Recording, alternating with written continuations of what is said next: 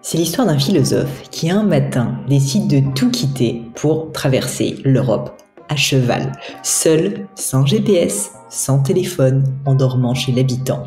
Un voyage initiatique de plusieurs mois, entre deux confinements, pour renouer avec le réel, le vrai, pas celui des écrans. Ce qu'il a appris durant ce périple dit beaucoup de ce qu'on a oublié. Le silence, le hasard, l'hospitalité et peut-être même la liberté. Dans cet épisode, le philosophe Gaspard Koenig nous parle de ce voyage bien sûr, mais aussi de ses rituels d'écriture, de ce que Montaigne peut nous apprendre encore aujourd'hui, de la crise écologique et des fausses bonnes idées pour la résoudre. On parle de philosophie, oui, mais pas pour fuir le réel. Au contraire, Gaspard Koenig interroge le monde avec exigence, liberté d'esprit et un sens du concret, trop rare dans le débat public. Aujourd'hui, à mon sens, il nous invite à penser par nous-mêmes, à sortir du dogme, à redonner du sens au mot libéralisme, ce mot galvaudé, mais qu'il défend avec une élégance toute française. Si vous cherchez à reprendre souffle dans cette époque saturée, cet échange devrait vous faire un bien fou. Je vous invite donc à l'écouter jusqu'au bout, d'autant plus qu'à la fin, Gaspard nous livre des éléments très personnels sur sa vie. Mais je ne vous en dis pas plus et laisse place à ma conversation avec Gaspard Koenig.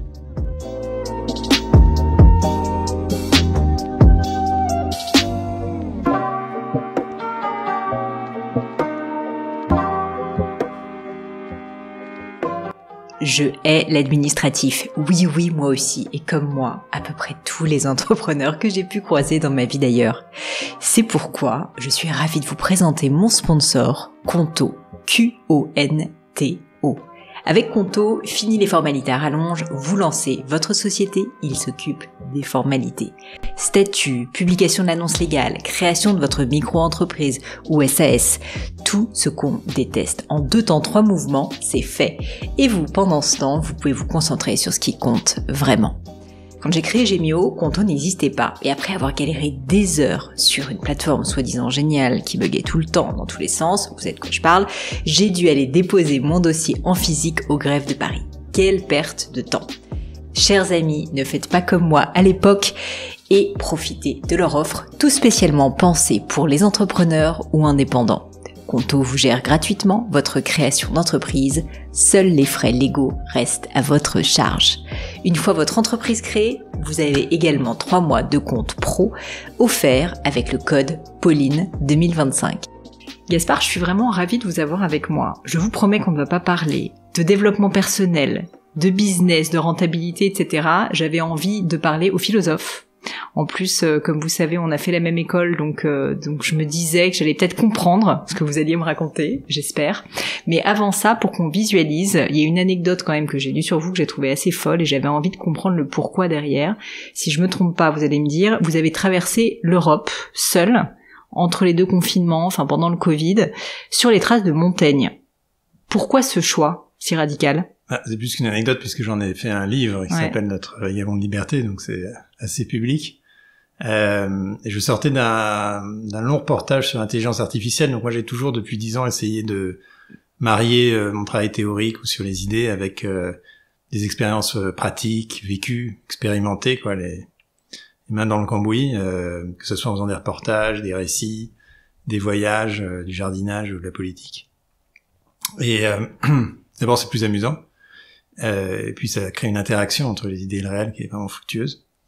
Et donc je revenais d'un long reportage autour de l'intelligence artificielle, où j'étais parti très technophile et un peu fantasmant sur la super-intelligence, parce que intellectuellement, c'est un peu Leibniz, la super-intelligence, l'idée quoi, avoir un monde de data complet qui permet de faire des choix, d'optimiser la Terre entière.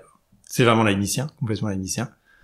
Bon, en fait, concrètement, c'est pas ça du tout, et c'est surtout des processus de manipulation cognitive extrêmement dur en fait, et ce tour m'avait un peu déprimé parce que d'un point de vue très personnel, émotionnel, on rencontre des gens très froids dans des univers assez tristes en fait, et sans culture, ça c'est sûr. Et donc j'avais envie de faire tout l'inverse, c'est-à-dire de faire un voyage qui me reconnecterait autant que possible avec une humanité un peu brute, qui favoriserait les hasards et les coïncidences. C'est l'anti-IA, chose qu'on peut pas prévoir, pas programmer. Et si vous tapez voyage à cheval Montaigne, Bordeaux-Rome, c'est le vide, hein. Il n'y a pas d'étape pour organiser, il n'y a pas de géolocalisation possible, il y a rien, on faut se débrouiller. Vous aviez un téléphone, quelque chose pour vous repérer, ou non, c'était vraiment... Oui, mais alors j'ai été justement, suite d'ailleurs au reportage sur l'IA, j'avais de la technologie, parce que ça peut être très utile, je suis pas technophobe, donc j'avais notamment toutes mes cartes enregistrées au 25 millième sur des applications, mais qui étaient totalement déconnectées. Donc, la seule connexion que j'avais, donc j'avais pas par exemple de signal SIM, j'avais un téléphone par ailleurs, mais que j'utilisais pas dans la journée, et le seul signal que j'avais, c'était le signal GPS pour le coup. Donc satellitaire, mais sans passer par le réseau. Et donc voilà, donc j'avais organisé mes outils informatiques, j'avais des essais de montagne dessus, j'avais aussi mes documents Word pour pouvoir écrire le soir, mais j'avais organisé mes outils informatiques de manière à ce que je les contrôle, et non l'inverse, et qu'ils viennent pas polluer ce voyage, et la spontanéité qu'en était la clé. Montaigne, d'abord, c'est le philosophe du hasard, c'est quelqu'un qui diverge constamment, dans son itinéraire d'ailleurs, parce que pour être de Bordeaux à Rome, il passe quand même par l'Allemagne et la Bavière, c'est pas forcément intuitif. En fait, il passe son temps à faire des détours, il dit tiens, on va aller là, là ça a l'air sympa, là je vais m'arrêter là, tiens, si on allait en Pologne, et donc ses compagnons de voyage sont complètement fous. Il écrit comme ça, il écrit en digression, il a pas peur de se contredire. En fait, on suit un chemin, ce qui l'intéresse c'est le chemin, que ce soit en voyage, ou dans l'écriture, ou dans sa vie d'ailleurs, où il a eu aussi une carrière un peu bizarre, où il était juriste, il était plus ou moins diplomate, écrivain, maire de Bordeaux, avec un mélange aussi d'ambition, parfois politique, et puis de vraie mélancolie métaphysique. Donc c'était un bon guide. Et puis c'est aussi un des très rares philosophes qui, à cette époque, parle du cheval, qui aime le cheval. Le cheval, c'est un moyen de transport à l'époque. Montaigne est le premier qui parle des animaux et de la communication qu'on peut avoir avec les animaux, et d'ailleurs cité par Peter Singer comme un des fondateurs de l'antispécisme, en tout cas de l'idée qu'il y a une gradation des êtres et qu'il n'y a pas de privilège de la nature humaine. C'est pour ça que je pense que Montaigne n'est pas du tout un humaniste. J'étais parti en disant Montaigne les traces de l'humanisme européen, mais c'est pas un humanisme, c'est quelqu'un qui ne croit pas en la rationalité, qui ne croit pas au privilège réellement de l'homme sur Terre, et qui est plutôt au fond conservateur, qui est pas révolutionnaire politiquement. Il serait pompidolien aujourd'hui, probablement. Voilà, et puis j'avais un guide, donc en fait les villages que traverse Montaigne et les villes existent toujours aujourd'hui, donc il suffit de le suivre quelque part, mais le cheval introduit cet élément de hasard fondamental qui fait que des routes qui sont pourtant très familières, parce qu'on est en France, en Allemagne, en Italie, on n'est pas très loin de chez soi, deviennent extrêmement exotiques, parce qu'il faut passer avec un cheval, et donc tout change. Oui, c'est pas fait pour. Actuellement. Et donc il faut constamment se débrouiller. Et c'est ça qui était formidable. D'abord. Mais même, j'ai une question stupide, Gaspard, mais où est-ce que vous faisiez manger votre cheval? Oui, alors, c'est quand grand sujet quand même, la nourriture du cheval. D'abord, je la faisais brouter 5 minutes par heure. Ouais. Elle n'avait pas le droit de manger en cours de marche, mais je faisais des pauses. Et donc j'ai fini par développer un œil qui est, je pense, l'œil du cheval, c'est que je regardais constamment l'herbe. Ah bah t'as l'herbe bien grasse, ça va lui plaire. Ça a l'air appétissant. Parce qu'elle, en fait, qu'est-ce qu'elle a retenu de ce voyage? De l'herbe. Il voit que ça, les chevaux, finalement. Il voit pas le paysage, il voit pas les palais, il voit pas les supermarchés, il voit l'herbe. Est-ce qu'il y a de l'herbe? Est-ce que je peux manger? Et puis, à un moment donné, elle avait perdu beaucoup d'état, beaucoup de poids, et donc j'avais dû vraiment m'astreindre à ce qu'à chaque étape, je trouve du foin et des granulés. Et donc ça, on demande aux gens, on dit, excusez-moi, il faut. Et quand on est nécessité fait loi, donc quand on a vraiment besoin de quelque chose, tout d'un coup, toutes les barrières de politesse tombent. On dit, non, j'ai vraiment besoin de foin. Et ça marche. C'est-à-dire, ce rapport direct aux gens, c'est quelque chose que j'ai appris, parce qu'en fait, toute notre éducation nous dépossède de ça. Et j'avais commencé avec des formules très chantournées, excusez-moi, ça vous dérange pas, vous voyez, je suis envoyé à cheval, et puis à la fin, non, c'était très direct, j'ai besoin de dormir, j'ai besoin d'aller au dormir, ce que je peux venir chez vous. Et vraiment, c'est la relation d'hospitalité, puisque j'allais dormir essentiellement chez l'habitant, et une relation très forte, très particulière, que je ne connaissais pas, et qui a, je pense, vraiment un vieux fond anthropologique, qui ressort dans des circonstances qu'il faut aménager, effectivement. Donc un cheval, c'est un bon prétexte pour ça.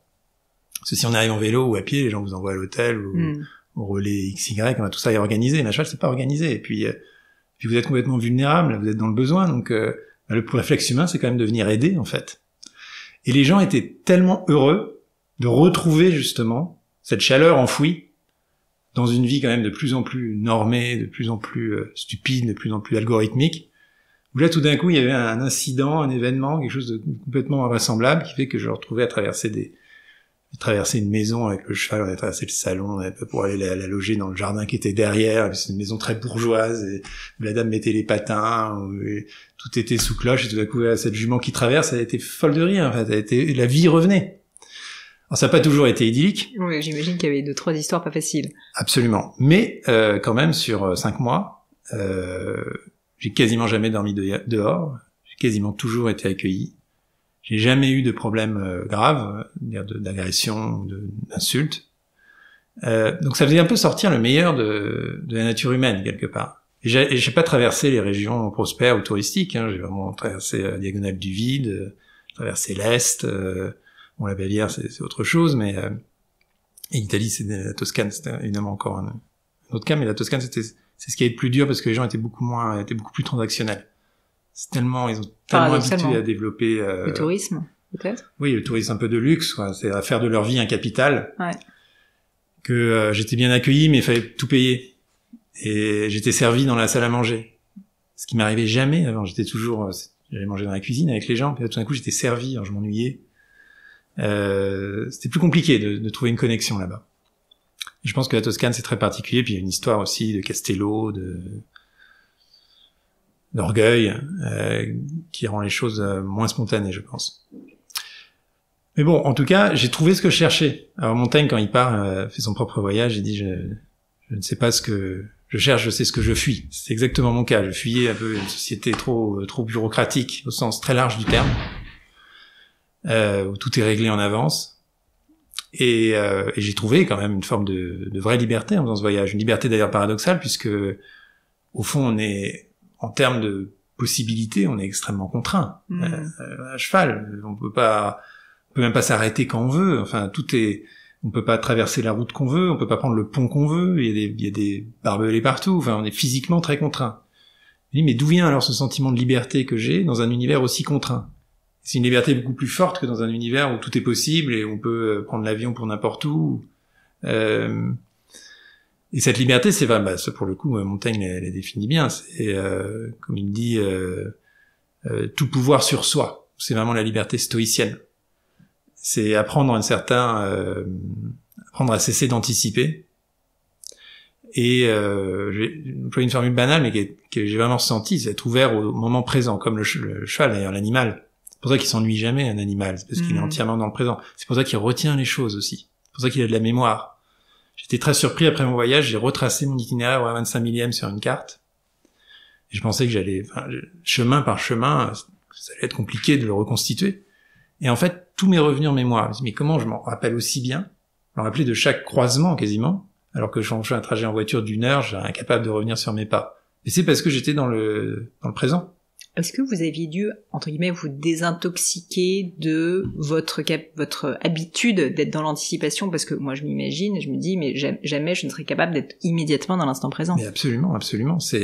D'abord, c'est de la survie. C'est-à-dire que si vous partez, et vous vous dites, attends, Rome, c'est dans 5 mois, donc là, je vais faire un rétro-planning, j'ai besoin de combien de kilomètres par jour? Déjà, c'est foutu.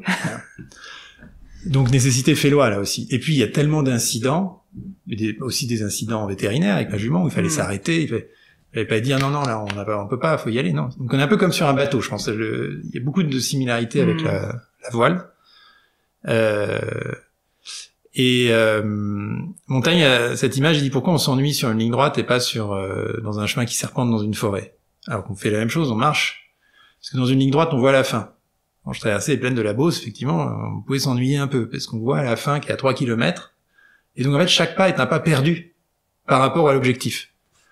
Quand vous serpentez en forêt, en fait, comme la nouveauté apparaît à chaque détour, vous n'attendez rien. Et donc vous vous ennuyez pas. Mais vraiment, ça a pris du temps d'aller jusqu'à me dire si j'arrive pas à Rome, c'est pas grave. S'il faut rester là 15 jours parce que la jument doit se remettre d'un incident, on reste 15 jours. En fait, c'est ça le but du voyage. Et c'est exactement ce que dit Montaigne à ses copains, qui lui disent, mais on perd du temps. Ouais. Il dit, je ne perds pas du temps, puisque mon objectif est de me promener. Donc, où que j'aille, je gagne du temps. Qui est tellement à l'encontre de notre société. Complètement. Fondamentalement. Mais les gens, quand ils comprennent intuitivement cette démarche, et ils ont une soif de ça, qui est extraordinaire. Je pense qu'il y a la vie bout, en fait, dans la société si cadrée dans laquelle on est. Et un jour ou l'autre, elle va revenir. Ça, j'en suis persuadé. Elle va faire sauter le carcan. J'espère. Est-ce que maintenant, vous avez pris l'habitude de reprendre ces moments, pour parler en des termes qui sont dans l'air du temps, de détox, mais en fait de moments dans l'instant présent, où c'est ce chemin, vous l'avez fait une fois, et maintenant, soit vous êtes passé à autre chose, soit vous arrivez peut-être à l'intégrer dans votre quotidien? J'étais surpris au retour de voir à quel point les habitudes revenaient vite. En 2 jours, j'étais de nouveau citadin dans les chaussures. Alors que quand j'étais à Chaud, je me disais, mais quelle chance on a de savoir dans quel lit on va dormir chaque soir. Ouais. J'avais hâte de retrouver ce luxe incroyable. Une fois que j'ai retrouvé, voilà, en 2 jours, j'étais de nouveau comme je suis maintenant. Et puis, c'est petit à petit que j'ai compris à quel point ça m'avait transformé, mais de manière plus lente et plus profonde. Et je pense que j'aurais pas été intellectuellement ouvert à la question écologique comme je le suis aujourd'hui si j'avais pas fait cette expérience-là. Ça m'a quand même permis et puis ça m'a fait petit à petit totalement changer mon mode de vie, en fait. Mais doucement. Et par exemple, aujourd'hui, on me demandait de m'engager pour un événement en octobre. Je dis, mais faites-vous, pas bloquer mon agenda en octobre, alors que nous sommes en mai. C'est inimaginable. Qui sait ce dont j'aurais envie en octobre? Donc recontactez-moi en septembre. Et puis si vous pouvez pas, tant pis. Voilà. Et quand même cette idée que il faut laisser des grandes plages de disponibilité, où justement on peut accueillir le hasard. Plutôt que de bourrer maintenant les gens ils réservent leurs vacances 2 ans à l'avance. C'est fou, en fait. On vit plus, une certaine obsession du contrôle aussi, de ce sentiment de se sentir rassuré. Oui, on est contrôlé et on se contrôle et arriver à retrouver une forme de liberté. Alors Montaigne appelle ça l'arrière-boutique. Ça fugie dans son arrière-boutique. Et c'est à la fois métaphorique et c'est aussi un lieu, l'arrière-boutique. Et c'est un lieu où on s'en est bien avec soi-même, quoi. Et puis ensuite on peut retourner dans la société, dans le combat. Qu'est-ce qui vous a donné envie de vous intéresser? Enfin, je vous suis depuis un moment et j'ai l'impression qu'il y a quand même un fil directeur dans tout votre travail qui est cette notion de liberté. Il y en a d'autres, écologie, etc. Mais j'étais quand même curieuse de comprendre qu'est-ce qui fait que vous êtes autant intéressé à ce sujet de la liberté. Est-ce qu'il y a eu un moment dont vous vous rappelez, un moment un peu cliquet, qui fait que ça a été aussi important pour vous? Je pense que quand j'étais enfant, j'ai toujours fui les groupes. 2-3 fois, on a essayé de m'envoyer en colo, et une fois, j'ai essayé de m'enfuir, ils m'ont rattrapé. Mais l'idée d'être coincé dans un groupe et d'être obligé de suivre la règle pendant une semaine m'était totalement insupportable. Et je pense que même à chaque fois que je m'intègre un environnement professionnel, mon premier réflexe ensuite, c'est de le fuir. Et donc évidemment, politiquement, je pense que très tôt quand même, j'ai eu cette peur un peu tocquevillienne d'une société tellement monolithique qu'on peut plus y échapper. Il n'y a plus un endroit où on peut fuir. Aujourd'hui, j'ai cette maison à la campagne qui est vraiment un endroit où je fuis, que j'ai organisé quasiment en autonomie. J'ai l'eau, j'ai l'électricité, j'ai le chauffage avec le bois, j'ai le potager. Je veux mon arrière-boutique où je peux fuir tous les modes d'appartenance, en fait. C'est pour ça que je défends le revenu universel aujourd'hui. C'est une manière de donner cette possibilité de fuir à tout à chacun, en fait, de l'universaliser en politique publique. Et donc, ça, c'est quelque part un individualisme dans le bon sens du terme. C'est ne pas sacrifier l'individu qui est en nous. C'est pour ça que mon livre sur l'intelligence artificielle s'appelait La fin de l'individu, d'ailleurs, parce que c'est ça qui me fait le plus peur dans ces technologies, c'est comment elles nous moyennisent. Et quand j'ai fait mes études de philo, c'est vrai que j'avais ça pas en tête, j'avais ça instinctivement. Et c'est quand j'ai découvert les auteurs libéraux, mais bien après, assez longtemps après l'agrég, que tout d'un coup je me suis dit, bah oui, c'est ça me correspond. C'est des gens qui cherchent à penser la singularité de l'être humain et à savoir comment on peut organiser une société en respectant ces singularités, sans essayer de les broyer dans une espèce de projet collectif. On appelle ça comme on veut, le contrat social, le vivre ensemble. Enfin, il y a plein de déclinaisons possibles, sans faire n'importe quoi non plus. Et voilà, je pense que c'est, à titre personnel, par exemple, je suis très mal à l'aise dans un stade de foot. Alors, je vais de temps en temps, mais figurez-vous que ma femme travaille dans le foot. Terrible. Et vraiment, j'ai peur des foules. Et je vois très bien comment, et je vois même à titre personnel comment on finit par supporter une équipe et par avoir envie de casser la gueule des autres. C'est ce que les anthropologues appellent la schismogénèse, quoi. Une espèce de création de communautés, de camps qui s'affrontent de manière complètement artificielle, les jaunes, les bleus, les rouges. Et quand on est embringué dans la foule, on pense comme la foule, et puis après on peut commettre le pire, en fait. Déjà, il y avait ce sociologue qui avait travaillé sur la psychologie des foules au début du XXe siècle. On est toujours là, et les réseaux sociaux, c'est vraiment la foule magnifiée, quoi. Ouais. Donc la liberté dès la période de la Grègue. Et c'est drôle parce que vous avez utilisé, enfin, c'est pas forcément drôle, vous avez utilisé ce mot libéral qui en France est presque devenu un gros mot. Donc j'avais une question pour vous qui est: quel est le malentendu à vos yeux le plus tenace autour de cette notion? Parce que d'emblée là, quand vous avez parlé, déjà vous avez un peu laissé sous-entendre qu'on peut être en fait finalement empathique et libéral, enfin en tout cas que le côté libéral n'est pas antithétique avec le fait d'avoir, on va dire, aussi une affinité pour les autres. On n'est pas forcément complètement misanthrope quand on est libéral. Et c'est vrai qu'au-delà de ce présupposé-là, je pense que c'est un mot qui est assez peu mal compris en France. Donc ça veut dire quoi le libéral pour vous? Alors d'abord, j'ai cessé de l'employer. D'accord. Parce que c'est trop compliqué. Trop compliqué, quoi. Et là, comme c'est un podcast, on a du temps. Je vais pouvoir développer. C'est pour ça que je pose la question. Vous voyez, vous avez immédiatement posé la question. Mais sinon, je l'emploie plus, ni d'ailleurs, et très peu dans mes livres, parce que il y a une telle couche de malentendu là-dessus que ça devient complètement inextricable. Et à chaque fois, il faut une demi-heure pour établir les choses. Et si on n'a pas le temps, écoutez, si vous avez le temps avec moi, je suis partante. Je travaille d'ailleurs sur une BD avec un formidable dessinateur qui s'appelle Étienne Appert et qui va essayer de faire un peu le tri.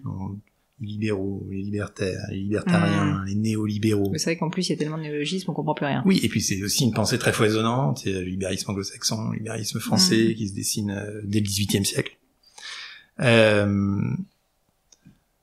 Donc, disons que moi, mon libéralisme, c'est vraiment celui de John Stuart Mill, s'il fallait le résumer en un auteur. Alors, je suis pas sûr que tout le monde, moi y compris, comprenne ce que ça signifie concrètement. Stuart Mill, c'est un auteur de première moitié du 19e, qui a écrit On Liberty, entre autres. Et c'est vraiment, je reviens à ce que je disais sur la fuite, c'est vraiment quelqu'un qui essaye de penser comment je peux garantir l'existence d'individus aussi différents que possible les uns des autres, sans faire totalement exploser le cadre social. C'est ça, c'est un espèce d'équilibre, si je comprends bien, entre le respect de l'individualité et le cadre social, au final. Enfin, en tout cas, c'est comment je peux faire grandir au maximum les individualités sans complètement faire exploser la société. Mais le présupposé, c'est quand même faire grandir au maximum les individualités. Et Isaiah Berlin, quand il analyse l'œuvre de Stuart Mill, a cette expression que j'utilise beaucoup parce qu'elle m'a frappé, right to err, le droit à l'errance. L'idée que l'individu, il peut se développer justement que si on lui laisse une marge d'erreur, d'errance, de vagabondage. J'utilise mon livre sur le cheval, le vagabond de liberté, parce que le vagabondage, c'est exactement ça. Vagabondage intellectuel, mais vagabondage physique aussi. Aujourd'hui, on peut plus se promener dans les forêts qui sont à 2/3 privées, ont été depuis une loi qui est passée il y a 2 ans et qui contraventionnalise le fait de franchir les limites d'un domaine forestier privé. Donc, on peut plus vagabonder. Je pourrais peut-être plus faire le voyage que j'ai fait à cheval. Je serais poursuivi par des gardes champêtres qui me mettraient des amendes. Donc, ce qui évidemment pose des questions sur le droit de propriété. Mais pour moi, ce right to err, il est vraiment primordial. Encore une fois, physiquement, les anglo-saxons appellent parfois ça the right to roam, qui leur permet justement de franchir légalement les propriétés agricoles et de construire des chemins. Scandinaves ont ça aussi, avec l'accès universel à la nature. Mais voilà, donc c'est à la fois très matériel, très physique, et puis ça peut être évidemment un droit d'errance intellectuel, et notamment John Stuart Mill est peut-être le théoricien le plus radical de la liberté d'expression. Il dit tant qu'il n'y a pas d'atteinte directe à autrui, c'est le harm principle, vous n'avez pas le droit de faire mal à quelqu'un. Okay. Donc, atteinte directe à autrui, ça veut dire insulte, diffamation ou appel à la violence. Et sinon, si c'est un propos qui reste théorique, là, vous avez le droit de tout dire. Parce que, et l'argument le plus fort qu'il utilise, c'est, bien sûr que la vérité se crée par l'erreur, par la confrontation des erreurs, et qu'on sait jamais où elle est la vérité, elle avance en permanence. Donc c'est une idée un peu popérienne que rien n'est jamais vrai, c'est simplement que les choses sont non fausses jusqu'à temps qu'on les prouve fausses. Et donc pour ça, il faut pouvoir dire n'importe quoi, constamment. Et faire ce pari minimal quand même dans la raison humaine, et dans le dialogue.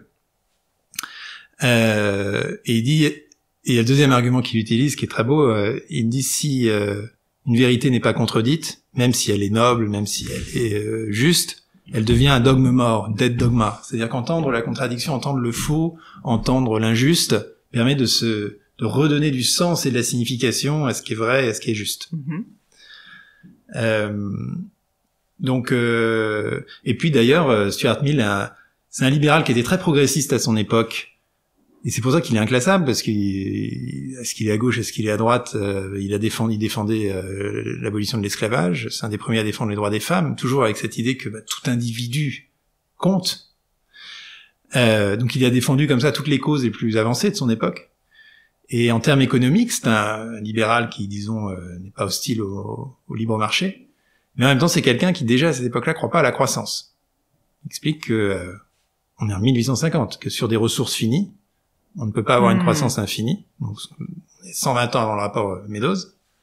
Et il s'oppose en cela à Jean-Baptiste Say, dont il dénonce l'erreur fondamentale de la science économique, et que Jean-Baptiste Say considère que les ressources naturelles étant infinies, elles n'ont pas de prix et ne sont pas l'objet de la science économique. Et donc, à partir de là, en fait, tout est déjà paradigme et faussé. Donc, je retombe toujours, quel que soit mon sujet d'étude, je retombe souvent sur John Stuart Mill. Je me dis, il y a déjà beaucoup de choses, là-dedans. Et puis je pense que la deuxième, donc ça c'est l'auteur, disons, que je choisirais.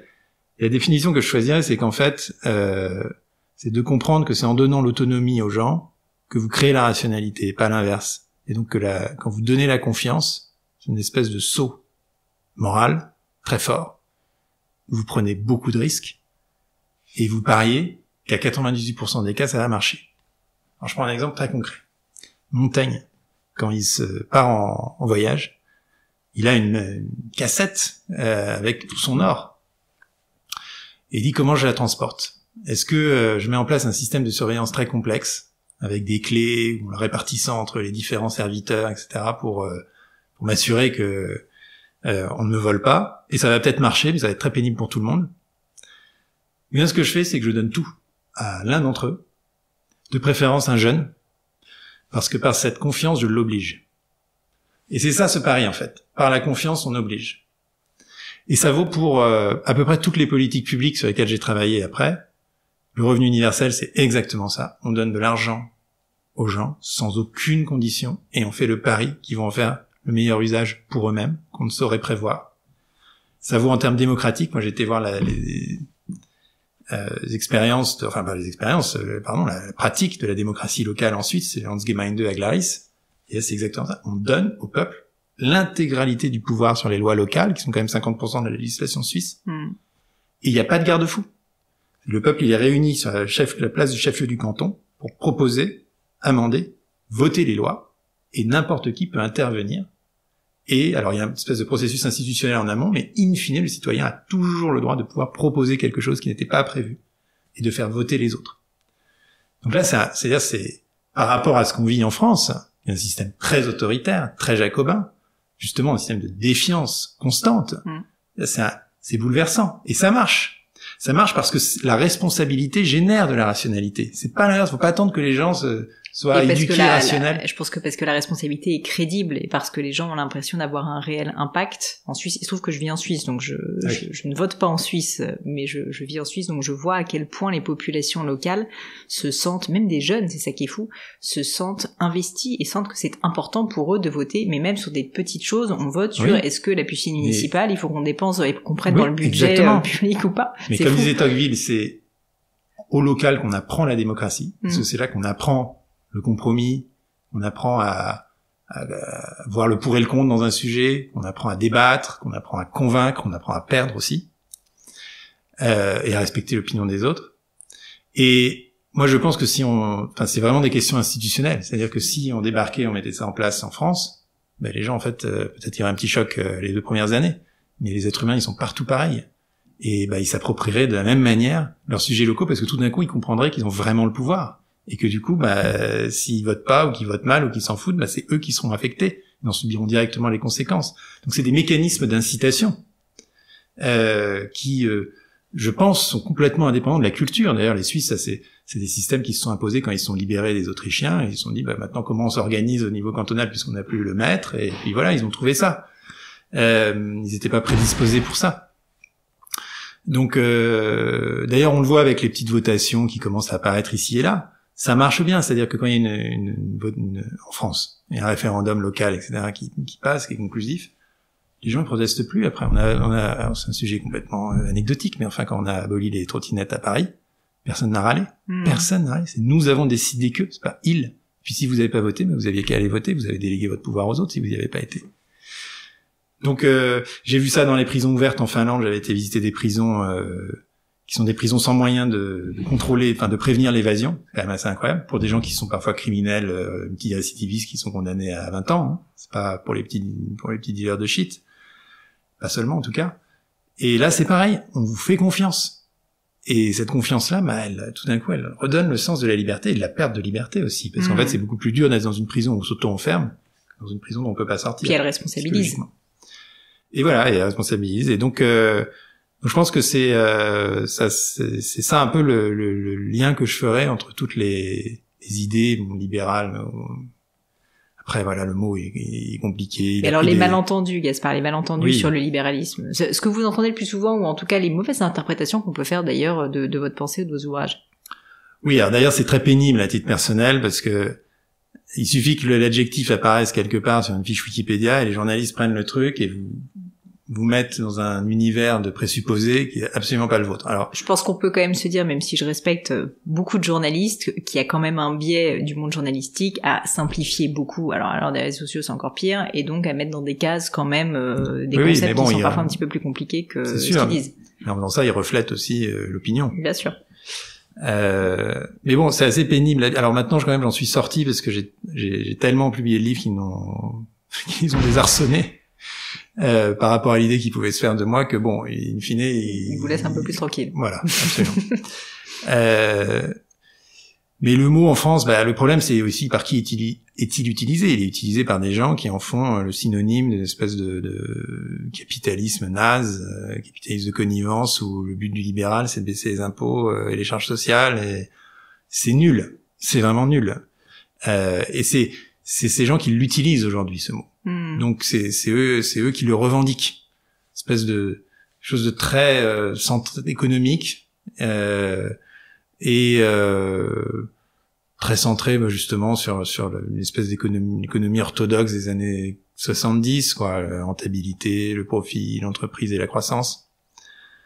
Donc bon, c'est pas très ingénieux comme utilisation, et surtout ça perd évidemment tout le cadre philosophique qui fait que le libéralisme, il a des choses à dire sur l'état de droit, sur les droits des minorités, sur l'écologie, sur tous les sujets en fait. Et c'est pour ça que j'avais fondé un think tank pendant 10 ans qui s'appelait Génération Libre, et qui avait pour but, de réhabiliter la doctrine dans son ensemble, dans sa complétude, de montrer que d'ailleurs politiquement, sur les sujets qu'on choisissait, suivant le thème en fait, on pouvait tomber à gauche ou à droite, à peu près moitié-moitié. Il y a une très longue tradition de libéralisme de gauche qui a analysé Monique Cantos-Perber dans beaucoup de ses livres, qui a d'ailleurs repris la succession de mon think tank. D'ailleurs, les premiers libéraux, Tocqueville par exemple, siègent au centre-gauche de l'Assemblée. Ils sont contre les conservateurs, mais ils sont pas avec les socialistes. Voilà. Tout un sujet sur l'autonomie locale aussi, on n'a pas encore, que j'ai un peu évoqué avec les Suisses, mais c'est vraiment comment on redonne à chaque fois, redistribue la confiance et la responsabilité au plus bas niveau. Enfin, au niveau le plus proche du terrain, en tout cas. Et puis, je suis perdu dans mes pensées, mais voilà. On était sur l'exercice de ma liberté. Non, mais on parlait du libéralisme, et je vous demandais les choses en fait qui sont des malentendus. Et c'est vrai que vous nous avez parlé à juste titre, je pense, du fait que c'est souvent associé à un espèce de capitalisme un peu de bas étage où on va juste en tant que actionnaire essayer de pomper tout l'argent des malheureux. Et en fait, la question qui me vient quand j'entends ça, c'est que vous qui êtes aussi passionné, et je trouve ça formidable d'ailleurs par je me permets de juger, pour comprendre, vous dites souvent il faut le vivre, il faut mettre les mains dedans dans le cambouis. Vous avez commencé notre discussion comme ça, et c'est vrai que c'est pas souvent l'image qu'on se fait d'un philosophe, donc je trouve ça plutôt très rafraîchissant.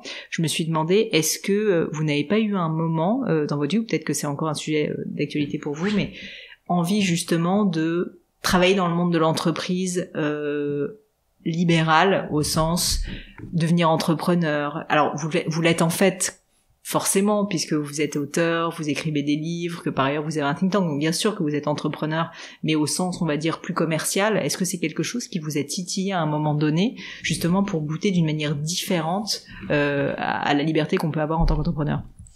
Même si je dois dire qu'elle est relative, cette liberté.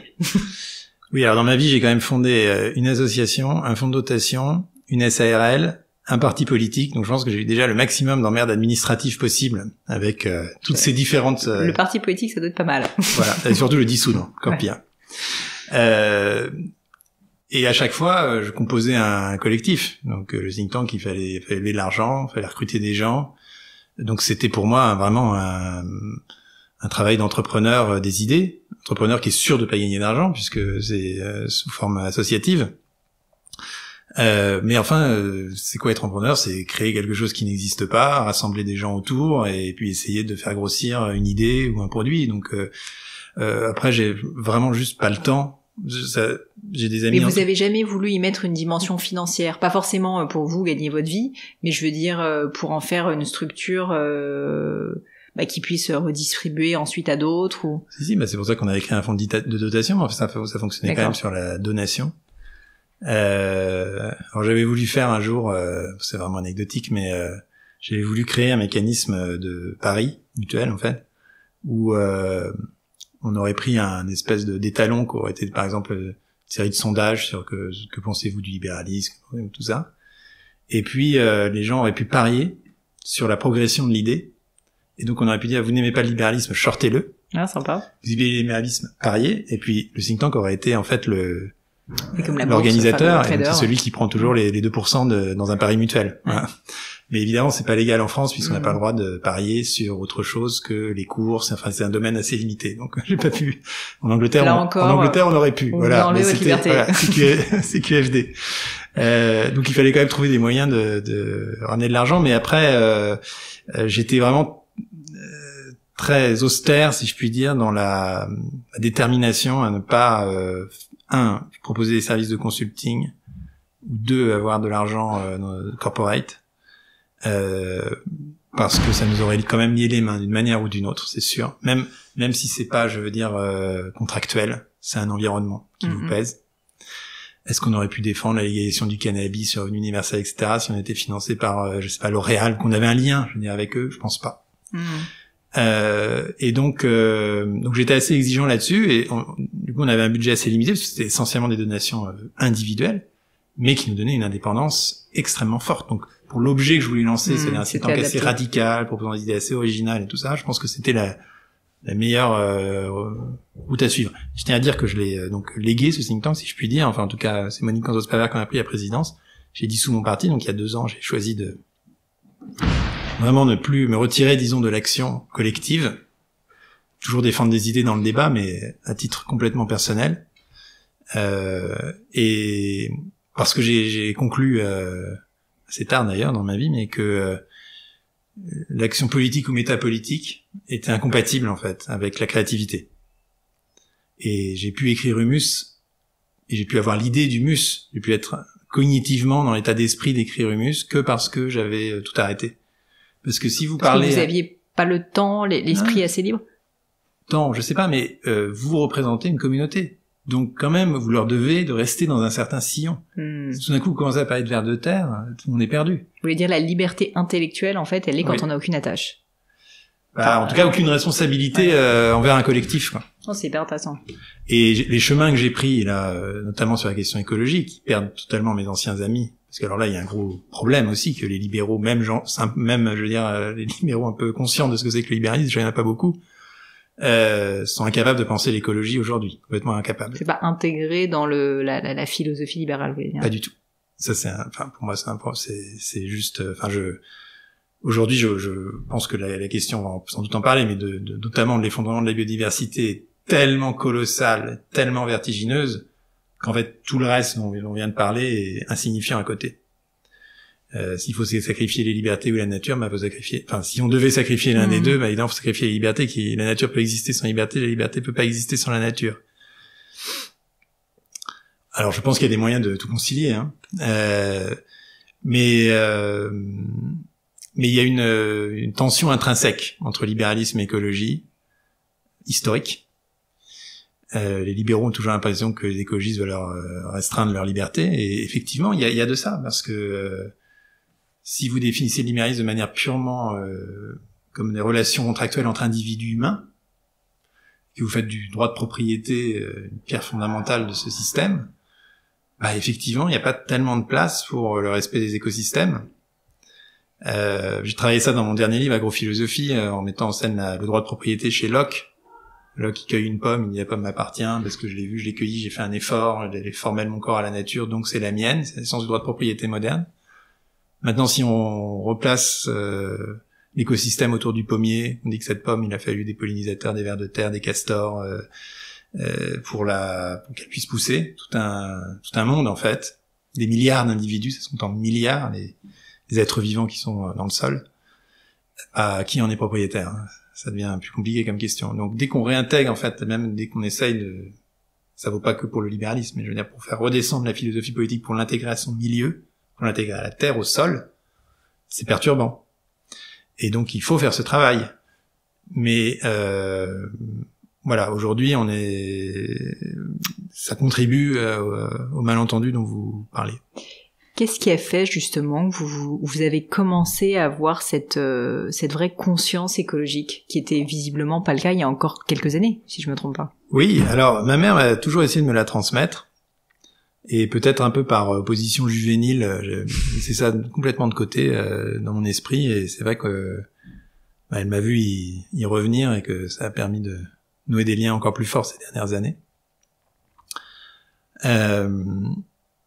Donc il y avait quand même ça, enfin je veux dire, j'ai eu une éducation qui prenait beaucoup ça en compte, mais simplement je l'avais pas vraiment intégré, et puis je suis revenu plus tard. Je pense que le voyage à cheval m'a beaucoup transformé, pas parce que j'ai entendu parler du sujet, mais parce que ça m'a mis dans un état d'esprit de disposition personnelle différente. Vous avez perçu la nature, c'est ça, d'une manière un peu différente? Alors bon, déjà oui.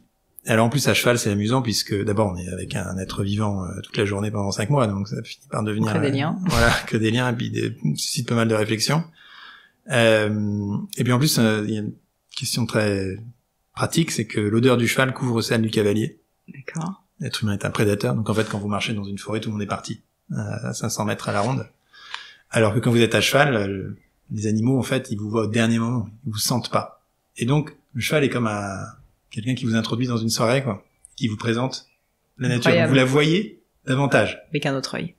Bah, déjà, vous voyez plus de choses. Ouais. Plus d'écureuils, plus de cervidés, j'ai vu des laits avec leurs marcassins. Enfin, faire attention, parce qu'évidemment, c'est pas les perturber, mais bon. Mais plus profondément, ça m'a, ouvert à des formes de pensée, plus libertaire. L'écologie il y a des ponts entre le libéralisme et l'anarchisme en fait. Des ponts très forts, et l'écologie politique depuis le 19e siècle, depuis qu'elle s'est fondée, quand même très liée à l'anarchie. Et à l'idée de créer des communautés locales qui prennent soin de leur environnement et qui s'autodéterminent. C'est très utopique, mais comment ne pas partager cette utopie? Et ça va jusqu'à Muriel Bookchin. Alors ça s'est un peu perdu dans l'écologie politique d'aujourd'hui, qui est plus planificatrice, plus autoritaire. Mais enfin, c'est quand même ça m'a permis en fait d'effectuer un peu aussi la bascule intellectuelle. Et puis une fois qu'on rentre là-dedans et qu'on commence à suivre un peu les actualités sur les questions environnementales, et bon, je me suis intéressé pour Humus sur la question des sols. Maintenant, j'entreprends une espèce de tétralogie sur les 4 éléments. Donc là, j'écris aqua sur l'eau, on peut dire l'air et le feu, et peut-être le 5e élément. Bon, quand on entre là-dedans, c'est-à-dire qu'on passe pas mal de temps dans la journée à lire beaucoup de rapports scientifiques. J'ai beaucoup lu d'agronomes, d'hydrologues aujourd'hui. On sent dans Humus que, alors j'ai pas tout vérifié, mais que vous maîtrisez maintenant le sujet du ver de terre. au moins du lombric, oui. La littérature est quand même plus réduite. En fait, c'est juste que tout être rationnel confronté à cette information-là, indépendamment de ses idéologies, de sa sensibilité, du moment qu'il a l'esprit un peu assez ouvert pour intégrer du nouveau, ne peut que, je pense, parvenir à la conclusion que c'est sujet vital, quoi. Et pourquoi avoir choisi d'en parler sous la forme d'une fiction avec Humus? D'abord, c'est l'époque quelque part où ma créativité est revenue, donc ça s'est fait un peu tout seul, et puis j'avais envie de revenir au roman. J'ai quand même toujours écrit des romans, j'ai commencé par des romans, j'en ai écrit quelques-uns au milieu des essais, et donc c'était une envie, quoi, aussi personnelle. Deuxième raison, c'est que le roman permet de ne pas avoir sa propre thèse, quoi. C'est une question tellement vaste que quelque part, j'allais pas me lancer dedans tout de suite en posant ma réponse, ma thèse, mes arguments, les contre-arguments. Non, j'avais envie de laisser les choses se faire un peu plus naturellement, et pour ça, les personnages permettent de pousser des idées de manière très extrême, alors que soi-même on les assumerait pas en tant qu'essayiste. Le personnage Arthur, il devient complètement éco-anarchiste à la fin. C'est quelque chose pour lequel j'ai beaucoup de tendresse et de sympathie. Je l'assumerai pas comme tel dans un essai signé de mon nom, parce que j'en vois les limites, et puis les contraintes, et puis les objections et tout ça. Mais c'est très agréable de pousser ces idées comme ça à travers un personnage et d'aller le plus loin possible. Et pareil avec les autres. Et les gens d'ailleurs, souvent les lecteurs me demandaient ce que je pensais moi. Je disais, alors si tu me demandes ça, c'est que c'est un bon livre. Ça veut dire, en tout cas, c'est que c'est un vrai roman où l'auteur ne transparaît pas. Un roman de philosophe qui a une thèse et qui l'illustre à travers des personnages. Non, il les laisse aller et du coup, il est un peu dans la suspension du jugement. Il y a une attitude aussi très à la montagne. Quand on commence à prendre ces habitudes-là, on commence à voir les différentes perspectives. Bon, parfois on perd un peu sa propre opinion. Mais c'est pas grave, c'est pas grave. On finit toujours par la retrouver, elle finit toujours par revenir. Et l'essai que j'ai écrit après Agrophilosophie, il a un peu la même démarche. Certes, c'est un essai autour quand même de la question agricole et écologique. Mais c'est un essai qui prend des chemins, qui passe à travers des philosophes. Et en fait, la thèse n'apparaît qu'en conclusion. Mais c'est pas grave, en fait. La thèse, c'est vraiment pas ce qu'il y a de plus essentiel. C'est comme pour Montaigne. Le but du voyage, c'est le chemin. C'est pas d'arriver à Rome. Donc, la thèse, vous êtes d'accord ou pas. Même moi, je sais même plus si je suis d'accord avec ma propre thèse. Mais en revanche, le chemin, lui, il est riche. Et plus il est riche, mieux c'est. Et aujourd'hui, dans le débat public, c'est vraiment, souvent, on est ramené à, vous êtes dans quel camp? Vous croyez A, B, C, noir, blanc? C'est quoi votre, vous mettez dans quel groupe? Mais, en fait, c'est pas ça le plus intéressant. Le plus important, c'est est-ce que le chemin que j'ai pris pour y arriver est instructif, riche, personnel, ou est-ce que j'ai juste suivi le troupeau. Ce que j'ai trouvé très intéressant dans le livre aussi, c'est qu'on confronte vraiment l'utopie, le rêve, la vision au réel. Donc en gros, c'est deux personnages, deux étudiants qui sont passionnés d'agro et qui rêvent de sauver le monde, littéralement, puisque c'est quand même beaucoup écrit dans le livre Save the World avec worms, avec des lombrics. Et donc de deux manières différentes, ils le font et on suit leur parcours. Je vais pas tout raconter pour que le public puisse le lire, mais c'est vrai que ce que je trouve assez marquant, c'est qu'il y a vraiment une tension vers le pragmatisme.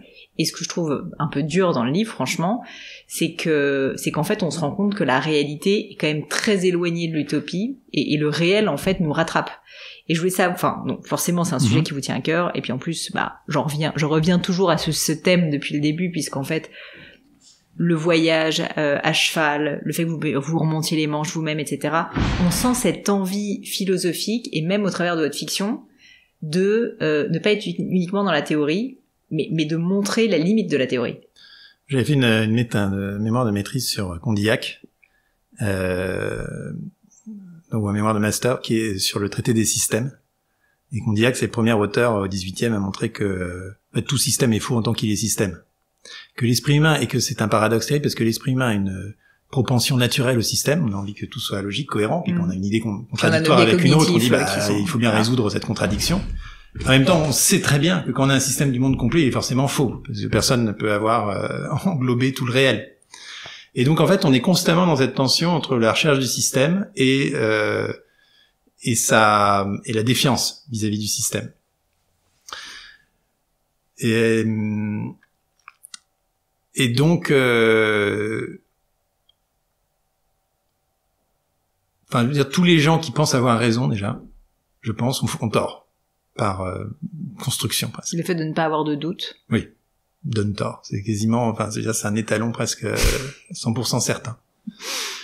Et justement, dans le roman, je voulais que ça soit un roman d'initiation, donc comme un peu un roman du 19e, deux jeunes gens, idéalistes, pas trop idéalistes d'ailleurs, c'est pas des militants engagés, mais c'est, disons, ils partagent l'idéalisme un peu naturel de leur génération, donc aujourd'hui c'est plutôt sauver la planète, et qui se prennent dans la figure vraiment tous les obstacles du réel, économiques, juridiques, sociaux, amicaux, amoureux.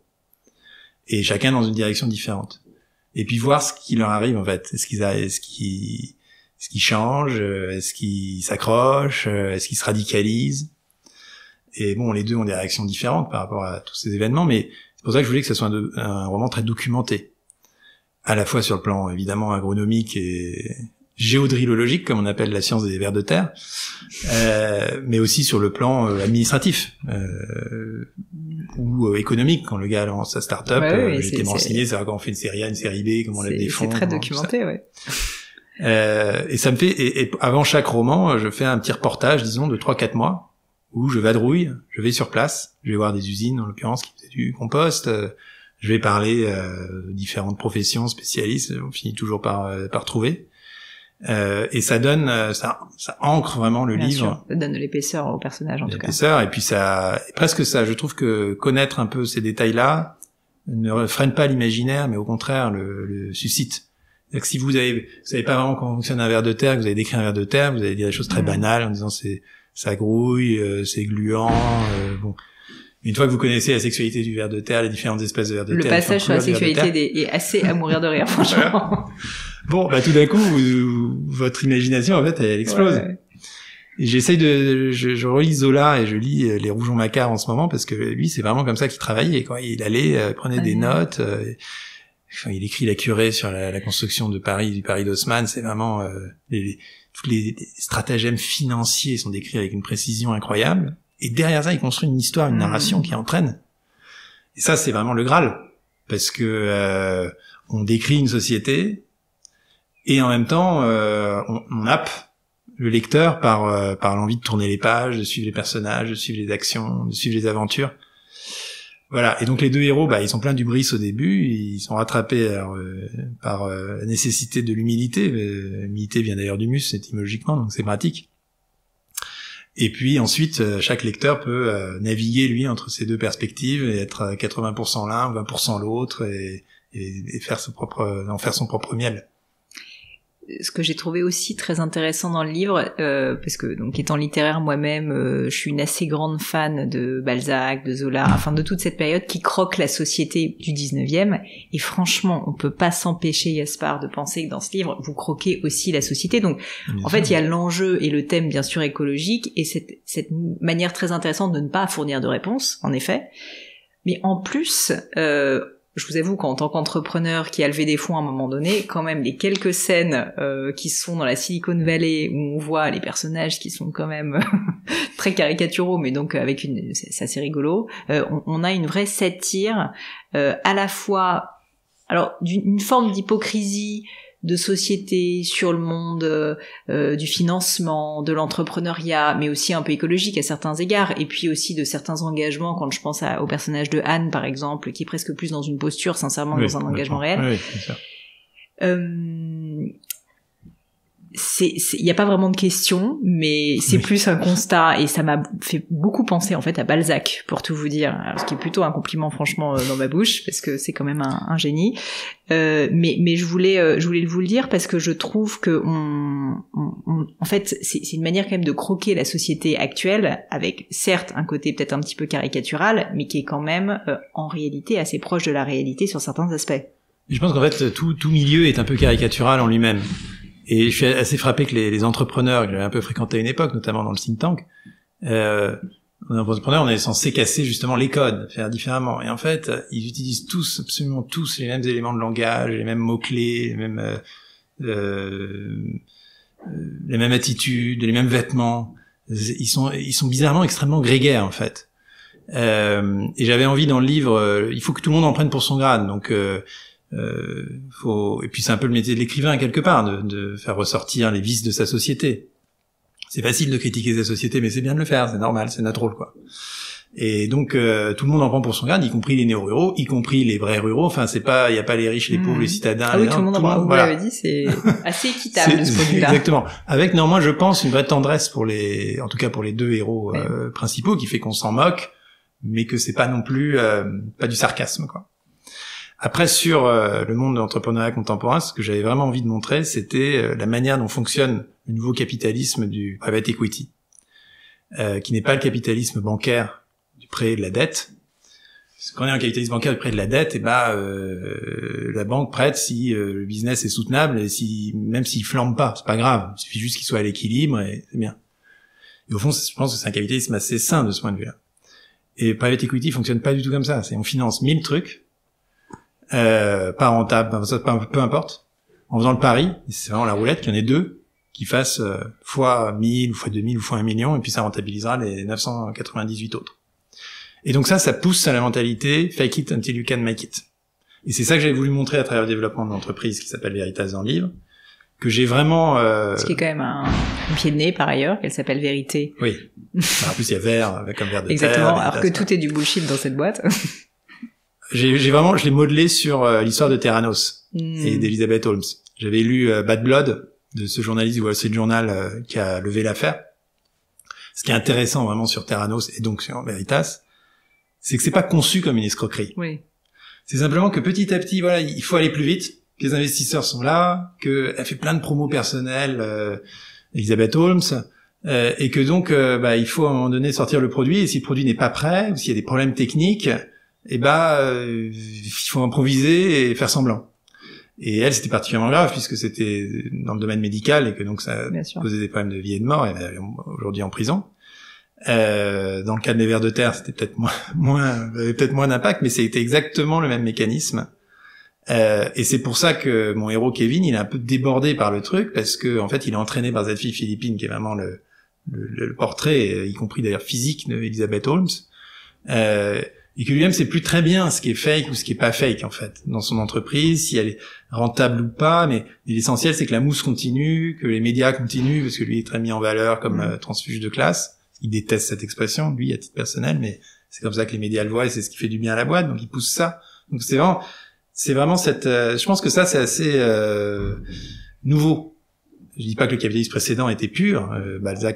Zola l'a montré dans La Curée. Voilà, il y a toutes sortes de problèmes. Mais enfin voilà, c'est le stade dans lequel on est. Cette logique du private equity, elle induit en fait de manière assez mécanique ce genre de comportement. Vous allez pas écrire un jour un livre sur le sujet, plus en détail? Quand même pas. Non, j'ai trop de sujets plus intéressants qui m'attendent. Alors, si ça vous va, je veux bien parler un petit peu d'écriture avant qu'on termine avec des questions un peu plus personnelles. Donc, vous faites partie de ces auteurs qui écrivaient à la fois des fictions et des essais. Je serais curieuse de comprendre concrètement à quoi ça ressemble une journée d'écriture. Vous nous avez dit que vous vous documentez beaucoup en amont, mais comment est-ce que ça se passe? C'est-à-dire que pendant quelques mois comme ça, vous avez votre idée, vous vous documentez pendant des mois, vous allez farfouiller partout, enfin à la montagne, vous errez, etc. Et ensuite, après, vous êtes une machine à écrire. Comment ça se passe? C'est un peu ça. Après, alors il y a 1000 manières d'être écrivain, et chaque écrivain a sa propre discipline. Dans mon cas, je considère que c'est vraiment un artisanat. Tout ça, c'est du travail du mot. Et j'écris les essais un peu comme j'écris les romans. Je crois qu'il y a une différence si forte en fait entre les deux. Tous mes essais, il y a une part de récit, une part d'histoire. J'écris un seul essai purement théorique, qui était Le Révolutionnaire, l'Expert et le Geek, mais tout le reste, il y a une narration en fait. Et à l'inverse, dans le roman, on peut faire passer des idées, on peut avoir des passages théoriques, on peut convoquer des auteurs. Mais le travail du mot est pour moi essentiel, et c'est vraiment un travail d'artisan. Et donc j'ai ma phase effectivement alors maintenant je fais ça à plein temps depuis quelques années maintenant, peut-être même depuis 5-6 ans je dirais, puis le voyage à cheval, et donc j'ai les projets que j'entreprends, c'est des projets sur plusieurs années en fait, donc je suis pas stressé au jour le jour par un agenda. Un livre comme Humus, c'est combien de temps en réalité? Bon, Humus, pour toutes sortes de raisons, a été peut-être plus bref. D'accord. Donc, mais bon, un livre classique dans ce cas. Mais bon, moi je dirais 1 an et demi. Par exemple, là, le roman que j'ai écrit, c'est vraiment typique. Hein, c'est 3-4 mois de reportage, documentation. Ensuite, 1 ou 2 mois de plan. Moi, je fais mon plan de manière très studieuse. C'est vraiment peut-être la partie la plus désagréable, mais non, mais c'est pas seulement ça. C'est encore une fois, il y a des auteurs qui vont par exemple partir d'un personnage, partir de l'émotion. Et là, ils vont laisser se développer le personnage et ils vont peut-être l'écrire sans vraiment savoir où ils vont. Mais c'est un autre type de littérature. Moi, c'est quand même une littérature qui est beaucoup fondée quand même sur les idées. Sur un message, ouais. Message ou une absence de message. Enfin, il y a quand même une construction intellectuelle derrière. Et donc, et puis il y a une intrigue un peu complexe. Si j'ai pas un plan très cadré comme un réalisateur, en fait, le réalisateur il peut pas retourner 2 fois une scène parce que ça coûte trop cher. Donc il doit dès le début avoir quelque chose d'extrêmement précis. Et moi c'est un peu pareil. Si j'arrive à la fin et que tiens je vais réintroduire un personnage, mais après il faut tout redétricoter et en fait ça prend un temps colossal. Alors que si on a fait le travail un peu en amont de tout mettre et qu'ensuite on suit à peu près sa trame, bon il y a toujours des écarts, mais ça permet d'être dans un flux, quoi, de pas revenir dessus et après de faire ce travail qui peut durer des mois et qui est terrible, de réajuster constamment un édifice qu'on perturbe. Et quand j'écris ensuite, c'est vraiment des horaires de bureau, quoi. C'est-à-dire que j'écris de 9h à 15h et je dois faire tant de signes par jour. Si j'ai pas fait mes signes, je continue. Et si je fais plus de signes, j'ai pas le droit de les décompter pour le lendemain. Vous avez vos propres règles. Le week-end, j'ai le droit de pas faire mes signes. Les articles ne comptent pas pour mes signes. Enfin, oui, et pourquoi Gaspard avoir créé cette vraie discipline? Parce que j'ai l'impression que c'est une vraie discipline. Parce que sinon vous n'arrivez pas à avancer, parce que c'est comme ça que vous arrivez à être créatif. Quelle est la raison derrière? Je pense que c'est comme ça que je fonctionne et que et je pense que les idées en fait créatives ne viennent pas d'une espèce de génie comme ça désincarné ou de grandes périodes d'inspiration. En tout cas, j'ai jamais connu ça. C'est du travail.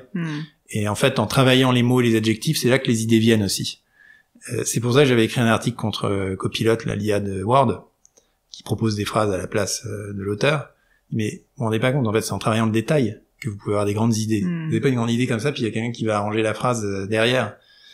Et ça vaut pour les essais aussi. C'est aussi dans l'écriture, en fait, dans le labeur de l'écriture, que tout d'un coup, il y a quelque chose de solide qui va émerger. Ou pas, mais... Donc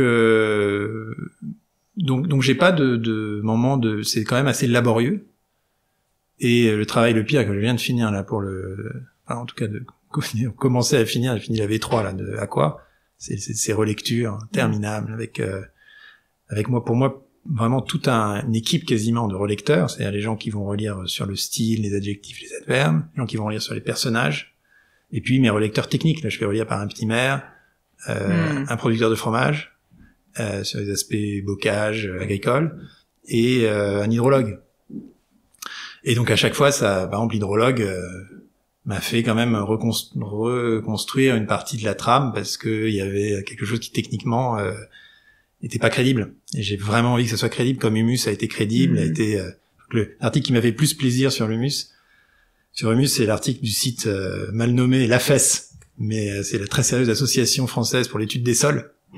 C'est que des agronomes, pédologues, spécialistes des sols, et il y avait un article un peu à regret, il disait non, mais il n'y a pas vraiment d'erreur. C'est terrible. Formidable. Bon, Gaspard, comme le temps passe, je vais non pas écourter, mais terminer ce podcast passionnant par des questions un peu plus personnelles, si vous le voulez bien. La première, c'est une question, non pas de développement personnel, mais sur votre parcours. Est-ce que vous auriez vécu dans votre vie un grand échec ou un moment de doute, un moment particulièrement difficile dont vous pourriez nous parler pour qu'on comprenne ce moment et surtout qu'on comprenne ce qu'il vous a appris? J'ai des livres qui n'ont pas du tout marché. Hein. Ma vie professionnelle, mais vous l'avez vécu comme un échec.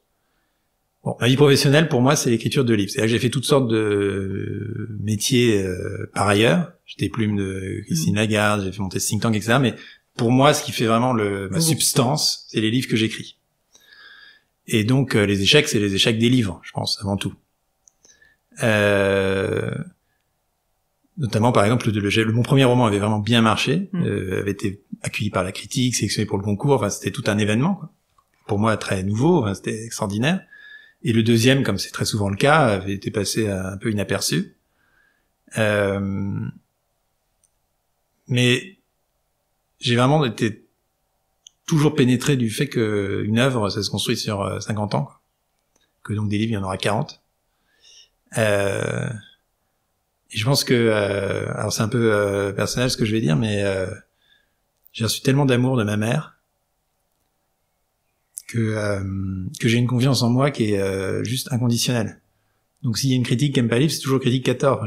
Jamais une seule fois il m'est passé par l'esprit d'imaginer que effectivement c'était mauvais. Donc je peux avoir la terre entière qui me dit que c'est mauvais, ça m'agace, ça m'ennuie, c'est un échec matériel. Il se vend pas, il y a pas de presse, etc. Mais ça ne m'a pas une seule fois détourné de mon chemin. Enfin, où j'ai même pas considéré que ça puisse me détourner de mon chemin et de ce que je considère être ce que je fais de mieux, l'écriture. L'amour d'une mère. Ouais, je pense. S'il y avait quelque chose à refaire, qu'est-ce que vous referiez différemment? Comme Romain Gary. Je pense que j'ai bifurqué à 30 ans, en fait. Je bifurquerai un peu avant, quand même. Bifurqué à 30 ans, quand... donc j'ai commencé à enseigner la philo, j'ai pas aimé. Ensuite, j'ai été plume de Christine Lagarde, c'était vraiment une super expérience pendant 2 ans, à Bercy. Et puis après, de 26 à 30 ans, quoi, globalement, j'ai travaillé à la Berne, à la Banque Européenne. Bon, alors c'était intéressant, j'ai voyagé, j'ai appris des choses, j'ai appris l'anglais, enfin voilà. Et puis je me rappelle très bien que c'est quand j'allais avoir 30 ans que je me suis dit non mais là je peux pas, est-ce que je veux devenir vice-président de la Berne ou est-ce que je veux faire quelque chose? Alors par ailleurs je continue à écrire toujours, mais c'est vrai qu'à un moment donné des enfants, un boulot, tout ça devient plus compliqué. Et donc c'est là que je me suis dit non, je veux faire quelque chose d'un peu d'entrepreneurial et j'ai créé le think tank, qui était ma manière d'être entrepreneur et qui quand même me dégageait un agenda qui me permettait de passer la moitié de mes journées quand même sur l'écriture. Et je pense qu'en fait j'aurais pu m'épargner la Berde, quoi. J'aurais pu 26 ans directeur. Christine Lagarde quand même on garde, voilà, mais alors la Berde. Mais j'ai mis un peu de temps à me dégager de l'espèce du parcours professionnel classique. C'est drôle, c'est quelque chose que bien souvent sur le podcast on me dit. En fait, je ne changerai pas, mais je prendrai la décision plus vite. Ouais, peut-être. Qu'est-ce que vous trouvez beau au sens métaphorique ou littéral? Ce que je trouve beau, c'est par exemple une herbe non coupée, une herbe haute qu'on laisse pousser. Alors, c'est vraiment un conseil que je donne à tous ceux qui ont un jardin et qui écoutent ce podcast. Arrêtez de tondre, faites quelques allées et laissez pousser l'herbe. Parce que, bon, d'abord c'est beaucoup mieux pour la biodiversité, ça permet la nidification des insectes, des oiseaux, tout ça. Mais surtout, tout d'un coup, ça vous apparaît un univers très divers, en fait, avec des couleurs très différentes. Un champ de blé non traité, il y a du rouge, du bleu, du mauve, du jaune. Champ de blé traité, chimique, c'est un monochrome. Et en fait, il faut rééduquer l'œil, y compris pour opérer. On n'aurait pas parlé, on aurait pu, mais pour une autre fois, c'est vraiment sur quoi je travaille le plus, en fait, en ce moment, c'est la transformation agroécologique. Il faut rééduquer le regard, en fait. Il y a une question d'esthétique. On a une société monochrome, c'est les tableaux abstraits, c'est les tableaux de Delaunay, les Roscoe, les champs et la bureaucratie, tout ça c'est pareil. C'est l'idée que on est confortable quand les choses sont bien claires, droites et monochromatiques. Et rééduquer son œil à apprécier une herbe haute, c'est au-delà même de la question écologique, retrouver l'esthétique de l'esthétique un peu plus anarchiste. Du hasard au final. Et du hasard. Et apprendre à l'apprécier, parce qu'il y a beaucoup de gens que ça rend inconfortable au début, qui disent mais non, c'est sale, souvent ce qu'on entend. Ce champ est sale, ce gazon est sale. Bah non. Vous pensez que c'est une peur de sortir de sa zone de confort?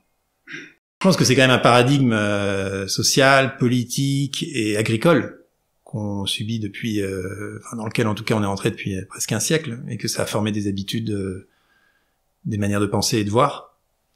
Et que cette rééducation du regard, elle est primordiale en fait, y compris sur la question écologique, sur les questions ensuite politiques. C'est tout ça, apprécier la diversité, l'errance. C'est ça, c'est apprécier une friche, quoi. Alors à l'inverse, qu'est-ce qui vous irrite? Qu'est-ce que vous trouvez laid? Qu'est-ce que vous n'aimez pas observer? Je pourrais dire la même chose. Les normes. Dans sens inverse, oui, je pourrais dire les normes. C'est vrai que je suis irrité au quotidien. Enfin, j'ai une vie malheureuse quand même parce que quand je suis dans ma société, je suis irrité au quotidien par les injonctions infantilisantes qui viennent de partout. Vous avez un exemple? Même quand vous prenez le train, que vous scannez 4 fois votre billet, que vous passez 5 portillons, que vous avez les petits ronds pour qui datent du Covid, qui vous marquent. Et après vous arrivez dans le train, vous avez une fenêtre, il y a marqué j'ai plus la formule exacte, enfin c'est vraiment incroyable, c'est paysage à regarder, comme ça, je sais plus quelle est la formule. Siège avec vue, voilà. Hein, pour vous indiquer que vous avez le droit de regarder. Puis après, vous avez une voix qui vous dit pendant une demi-heure, il va y avoir 30% de réduction. Mais c'est un supplice pour moi, cette espèce d'univers tellement directif, que ce soit de manière réglementaire ou de manière commerciale. Et puis il y a maintenant même dans les trains, il y a des écrans qui tournent en permanence et qui font mettent des pubs un peu nazes sur la région du TER ou quoi. Et donc moi je ressens vraiment très fortement et très vivement. Et puis les applis vous disent tiens Gaspard, il me tutoie en plus, hein, insupportable. Tu prendrais bien, enfin, donne des suggestions quoi. J'ai évidemment tout déconnecté, toutes les notifications. Enfin de temps en temps on est quand même obligé d'en prendre une ou deux. Et vraiment ça me rend malheureux quoi. C'est à chaque fois je veux dire j'arrive pas à tolérer ça et à passer par-dessus. Et c'est vrai que maintenant je comprends ce que c'est que d'être vraiment mal à l'aise en fait dans sa société quoi, d'être constamment irrité par cette normification de tout, mais qui va sauter à un moment donné. Hein. Ça, je vous le dis, je suis sûr. La vie à un moment donné elle reprend le dessus. C'est ce qui se passe politiquement aux États-Unis ou en Argentine pour le pire. Ça, il y a un moment donné les gens peuvent tellement plus qu'il y a un type qui prend la tronçonneuse et qui dit on va tout faire sauter. C'est la pire méthode, mais je comprends d'où ça vient. Je vous disais la maison à la campagne, qui est d'ailleurs visible dans le MUS, c'est aussi votre moyen de fuir, parce que en fait, concrètement, quand vous nous dites c'est malheureux, on a envie de vous dire Gaspard, ne vous infligez pas ça. Oui. Et quelle est la solution? C'est ça, mais j'y navigue de moins en moins en fait dans ma société. J'affuis de plus en plus. Alors, faut faire attention. Je pense qu'il faut pas devenir complètement ermite. Faut faire très attention. Surtout que matériellement je le peux. C'est-à-dire, oui, vous pouvez travailler chez vous. Voilà, exactement. Donc il faut se forcer à quand même revenir dans le jeu et il faut le faire parce que même si mon modèle c'est Thoreau par exemple, Thoreau c'est intéressant quand il construit sa cabane près du lac Walden, il est pas du tout en fait en ermitage ou à l'isolement, il voit constamment des gens, il y a le minimum, il a 3 chaises, 2 pour l'amitié, 3 pour la société, il écrit, et il va prendre un café au bar qui est en fait à 1 kilomètre, il entend passer le train. Donc il a sa cabane à lui, mais il est dans la société de son temps, et d'ailleurs il agit dans la société de son temps. Après il développe ce concept de désobéissance civile, il a des envies, enfin des attitudes politiques. Mais c'est vrai que c'est très important pour moi d'avoir cet espace, alors que j'ai la chance d'avoir un espace matériel j'ai la chance d'avoir un espace qui matérialise cette arrière-boutique. Mais même quand on l'a pas, je pense qu'on peut se le construire de manière peut-être un peu plus virtuelle, y compris d'ailleurs dans les livres. Complètement. Est-ce que vous avez une maxime ou une citation qui soit représente votre pensée, soit vous tient à cœur, peut-être que vous êtes répété un moment? Alors, c'est celle que j'ai mis sur mon ordinateur quand l'écran devient noir, on peut mettre un texte qui se balade. Et j'ai mis une citation de Montaigne qui est la marque expresse de la sagesse est une éjouissance constante. Est une réjouissance. Éjouissance. Alors Montaigne il invente toujours des mots, on va pas se formaliser, c'est pas grave, mais on comprend à peu près ce que ça veut dire, c'est qu'il faut être joyeux. Et même s'il m'arrive d'être très irrité, je pense que j'ai un naturel quand même plutôt bonhomme. Et sur la question écologique par exemple, Arnaez, qui est fondateur de l'écologie profonde, disait il n'y a pas une écologie triste et une contradiction dans les termes. Il a beaucoup travaillé d'ailleurs sur Spinoza et intégré l'écologie chez Spinoza et montrer la manière dont le rapport à la nature produit des passions joyeuses. Mais ça veut aussi dire qu'il faut pas engueuler les gens. Quand quelqu'un vous dit j'ai été à Dubaï 2 jours, ou je reviens de Thaïlande, j'ai passé une semaine, c'était génial, faut pas commencer à leur hurler dessus avec leur bilan carbone. Faut trouver des motifs de réjouissance, il faut leur expliquer que vous jouissez encore plus en fait. En ayant adopté un autre mode de vie, il faut essayer de faire envie, mais d'avoir une vraie d'essayer d'accepter le pire de ce qui nous énerve en le transformant en quelque chose de joyeux. C'est pas toujours évident, hein. J'échoue très souvent. Mais en tout cas, je vois la ligne directrice. Et vous avez la phrase de Montaigne pour vous en rappeler régulièrement. Voilà. Est-ce que vous avez une croyance ou une opinion qui est controversée? Alors, j'imagine que le libéralisme en est une. Peut-être que vous avez une autre idée qui vous vient à l'esprit, mais je trouve ça toujours intéressant comme question, parce qu'en plus on peut la développer un petit peu, et de se dire, je constate que la société en France ou ailleurs d'ailleurs, globalement, ne partage pas cette opinion. C'est le moment de s'exprimer sur ce sujet. Ah oui, on en a développé tellement. Alors il y a le revenu universel, qui est vraiment quelque chose qui me tient beaucoup à cœur, qui est quand même largement discrédité et parce que par manque de confiance, par exemple. Alors par manque de confiance, par manque de compréhension aussi de ce que c'est. Aussi parce que politiquement il a été maladroitement présenté ces dernières années et que du coup ça a complètement biaisé l'attitude des gens par rapport à ce sujet. Mais ça je défends vraiment mordicus l'idée que plutôt qu'un système d'allocation très paternaliste, très directif, très autoritaire, très humiliant pour les gens, il faut lâcher en fait, faut donner c'est quoi vraiment la pierre de touche de la liberté? C'est donner de la liberté aux plus démunis, aux plus pauvres. C'est facile de donner de la liberté aux entrepreneurs qui réussissent et dire il y a trop de normes. Bon, c'est juste, enfin c'est facile, mais il faut aussi donner de la liberté aux plus fragiles. Et souvent il y a quand même une tendance de dire bah oui mais les plus fragiles ils vont mal l'utiliser leur liberté parce que bien sûr les autres pas de problème. Mais non. Et ça et de manière générale, le jacobinisme est tellement intégré à la culture et à la pensée française que dès qu'on défend, y compris des sujets d'autonomie locale sur la gestion des ressources, par exemple, on est considéré comme un poète, qui sera le thème un peu de à quoi. On vous voit comme un utopiste. Non, même pas comme un utopiste, vraiment comme un poète, c'est-à-dire type à l'ouest. Bon. Il y a quand même une passion de l'intelligence aujourd'hui. L'intelligence artificielle n'en est que le reflet, en fait. Passion de l'intelligence analytique et de la centralisation de l'information. Puis que ça soit dans l'État ou dans les entreprises, les gens imaginent que quand ils auront le système complet, ils peuvent tout contrôler, toute la data, ça sera ce qui aura de plus efficace, de plus efficient et où les gens seront plus heureux. Et il faut qu'il y ait des gros ensembles. Comme ça, on maîtrise plus de choses. Je crois tout l'inverse. C'est justement les petits, Burke parlait de small platoons, des petites choses, des petites cellules, en fait, qui se développent. Il faut évidemment ensuite déployer beaucoup d'intelligence pour les faire coexister, qui vont donner du sens, en fait, à différentes activités. Et que faut laisser se développer une sorte d'ordre spontané. Voilà.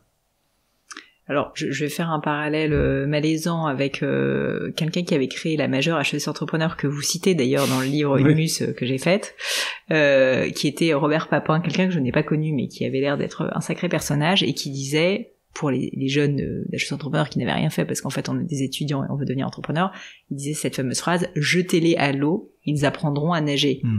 Et c'est un peu ce sujet finalement de la confiance et de l'autonomie. En fait, quand on n'a pas le choix, déjà on apprend à nager et puis on se débrouille un petit peu. Alors évidemment, dans certaines mesures, on va pas jeter un bébé qui ne sait pas marcher, mais c'est vrai que je trouvais que c'était assez fort. Et dans le cadre d'HEC Entrepreneur, ils nous ont vraiment inculqué, on va dire, cette culture d'une forme de vouloir apprendre, en fait, à se débrouiller, quoi, concrètement. Oui, mais alors je dirais que c'est un peu paradoxal de faire HEC Entrepreneur pour ça, parce que du coup, il suffit de le faire. Hein. Si on appliquait vraiment cette phrase... Tout à fait, mais on l'a appris là-bas. Oui, parce qu'il faut l'apprendre, une fois il faut le faire surtout.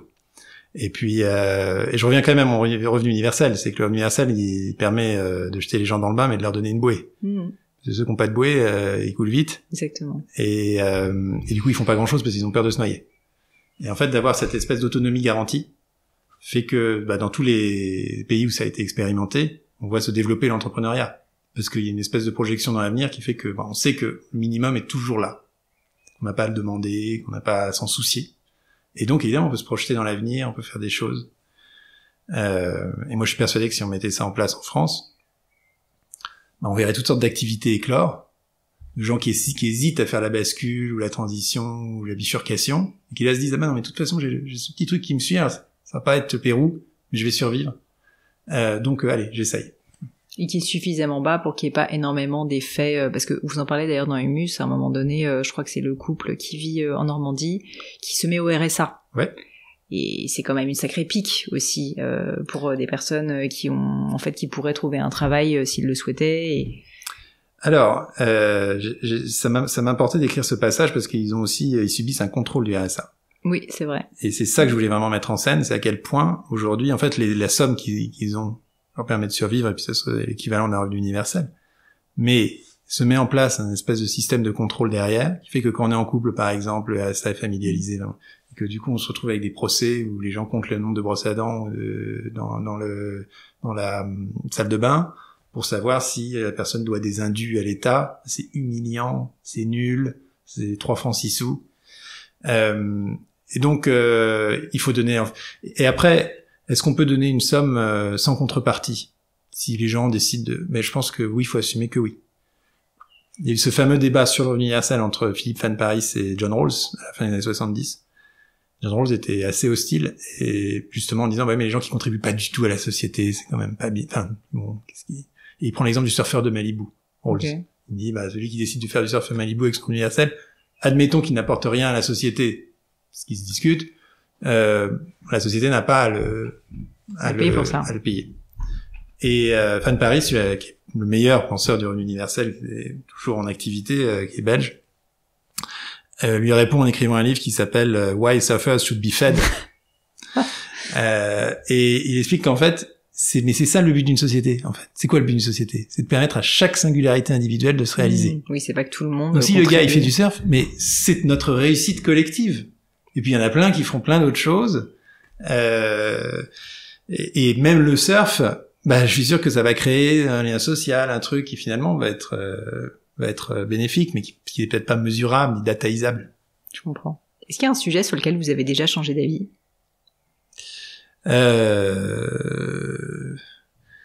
Oui, par exemple, j'avais passé en revue tous les livres que j'ai écrits. Je m'étais demandé avec quoi je ne serais plus d'accord aujourd'hui. Et j'avais fait un reportage et puis une petite dissertation autour du libre-échange. J'avais été visiter l'OMC. Je disais, libre-échange, c'est vraiment génial. Et l'OMC a quand même une vraie vertu, c'est que c'est un organe de règlement des différends quasiment kantien, parce que toutes les nations y adhèrent et respecter, c'est plus le cas, respecter les décisions de l'OMC. Mais maintenant, je pense que c'est pas compatible avec la question écologique, le libre-échange. Et notamment sur des questions très concrètes, les agriculteurs, ils ont tout à fait légitime à demander des clauses miroirs, en disant on va pas importer des produits qui respectent pas les normes que nous, auxquelles nous on est attachés. C'est ridicule. Et que par ailleurs, l'espèce de circulation folle, au-delà même de cette question écologique, la circulation folle des objets à travers la planète, qui font 4 fois le tour du monde, avant d'arriver chez nous, qu'on utilise une fois et qu'on jette et qui refont le tour du monde pour atterrir dans les décharges. C'est vraiment une question là de bon sens et de rationalité minimum de considérer que ce système est dingue. Et qu'il a été rendu possible parce qu'on n'a pas évidemment internalisé les coûts considérables pour la planète j'aime pas cette expression, mais pour les écosystèmes, disons, que ça induit. Dernière question pour vous, est-ce qu'il y a un livre ou des livres qui, à un moment donné dans votre vie, j'imagine qu'il y en a beaucoup, mais il va falloir en choisir un ou deux, qui vous ont particulièrement marqué, impacté, influencé? Alors vous y avez peut-être déjà un peu répondu, peut-être avec Montaigne, mais je veux bien comprendre pourquoi et qu'est-ce qui vous ont apporté vraiment à un moment dans votre vie. J'avais écrit mon premier roman après avoir lu Proust, La recherche du temps perdu, où j'avais repris un personnage, Octave, dans Proust, qui était assez peu décrit, mais qui avait un destin tout à fait bizarre, et dont Proust parlait à peine, et donc j'avais envie de creuser ce personnage. Donc c'est quand même Proust qui m'a mis à l'écriture, et qui m'a donné envie de faire ce premier livre, parce que j'avais en fait un problème à résoudre. Qu'est-ce qui se passe avec Octave, qui nous présente dans la jeune fille en fleurs, comme une espèce de jeune dandy dans les choux, complètement fils d'industriel, un peu m'as-tu vu? Et puis à la toute fin du livre, on apprend que c'est un dramaturge de génie, pas d'explication. Chaque personnage est développé pendant chaque petit changement psychologique de chaque personnage est développé en 40 pages. Et alors là, Octave, dramaturge de génie, on sait pas pourquoi. Donc, j'avais envie de creuser, donc Proust m'avait mis l'eau à la bouche pour écrire. L'œuvre de Giono que j'ai lu ado et puis maintenant je la relis avec la perspective écologique Et je la relis et je suis mais vraiment sidéré par la puissance stylistique, romanesque de Giono, au-delà même des thèmes qu'il traite.